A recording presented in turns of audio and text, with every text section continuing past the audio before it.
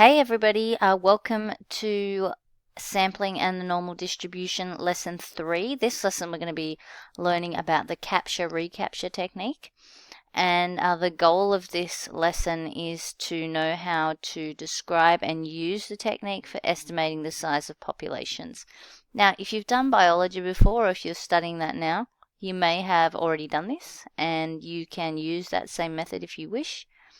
Or you may use this method or any other method for that matter that works. So the first thing is, what is the capture-recapture technique? Write your own definition if you know what it is from biology, but it's basically a way to estimate the size of a population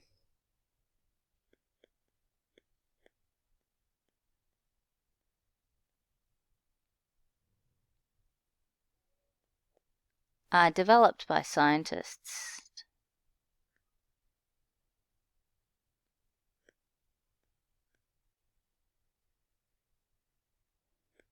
So scientists first came up with it to kind of study fish and wildlife populations to monitor their size. So that's actually the answer to the next question, which is where did it come from? So it came from studying fish initially. I love fish.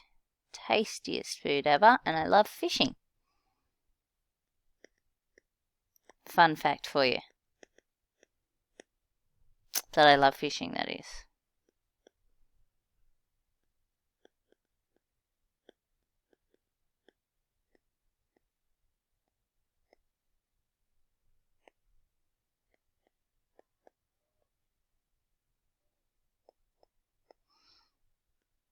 So when we're saying scientists use it to monitor size, we're talking about of that population. Okay, so that's kind of really important. So basically we're going to be using this technique to do just that for different kind of scenarios. Okay, so if we have a look at the first example, for instance, it says a marine biologist was required to estimate the number of trout in a freshwater lake. So that's kind of the goal of the question. It says he caught 140 fish. He tagged them and then put them back into the lake.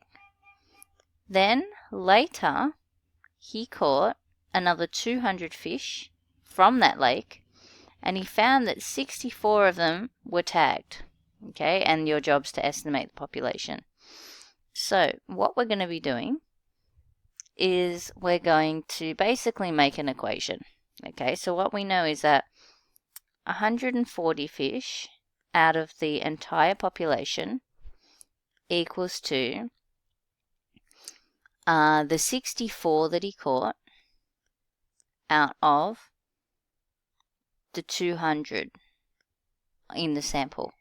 Okay, so basically what I can do then is I can just flip both of these and they'll be equivalent. So I can go P over 140 is 200 over 64. So I'm just switching the fraction upside down, which is perfectly legal to do. And therefore P is equal to 200 over 64. And if I times both sides by 140 to get rid of it, that's what I'm left with. And when you work that out, you get 437.5. Okay, but we can't have half a fish. So we're going to say there's approximately 438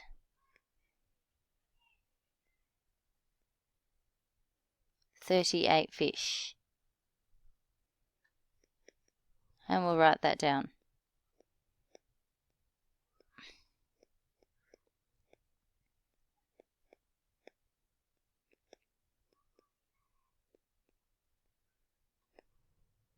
Okay, so the reason why we round up here is because it was 0.5. It doesn't have anything to do with money or anything like that, so we don't need to round down in this instance. Okay, remember P stands for population.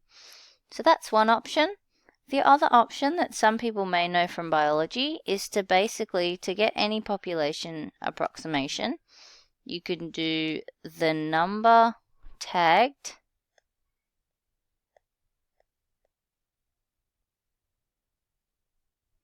times the number captured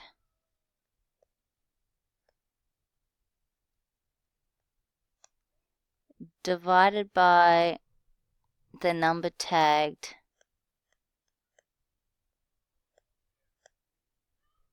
and recaptured. Okay, so in this instance it would be 140, that's how many were tagged, times 200, the number captured, over 64. And that gives approximately 437.5. Okay, so 2 ways to do that one question. Coolio, Julio. Okay, moving on. So the next section, we're going to be looking at a similar type of question, but this time we've got mud crabs, good old muddies. I love mud crabs also, and I love catching mud crabs. Surprise, surprise. Love going out crabbing with my dad. Up north is best, if you were wondering. So let's have a look at this question. We've got a lagoon with 80 mud crabs in it that were caught. Those were tagged and put back in. Very tough job. 8 months later, a random sample of 60 mud crabs was taken and 25 were found to be tagged. Your job is, again, to estimate the number of crabs in the lagoon. So, using the equation method, you'll get 80 over P is equal to 25 over 60. Again, flip it around, or you can just cross multiply, up to you. So 25P is 80 lots of 60, which is 4,800. And P dividing by 25 on both sides would be 4,800 over 25. When you type that in your calculator, you get 192. So you'd write down, therefore, there is approximately 192 crabs. That's supposed to say crabs in the lagoon. Okay, so that's kind of what you need to know how to do in this section of work. Again, please make sure that you write down at least 3 summary points, anything new you learned or revised. Write down any questions you want to ask me about this section, and make sure you complete the exercise in your exercise book showing all working. Mark it, and again, mark out any questions you need to ask me. Thanks guys, till next time.